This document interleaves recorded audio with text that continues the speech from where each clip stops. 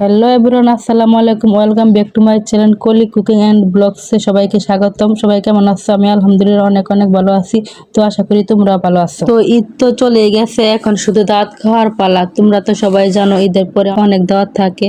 তো তোমরা অবশ্যই ভাবছো যে তোমাদের রাঁধুনি আপুটা এত সুন্দর করে সাজুগুজু করে বেরিয়েছে কেন। আজকে আমাদের একজন তো ভাইয়ের বিয়ে ছিল গ্রামে, তাই আমরা হেঁটে হেঁটে যাচ্ছিলাম বিয়ে খাইতে।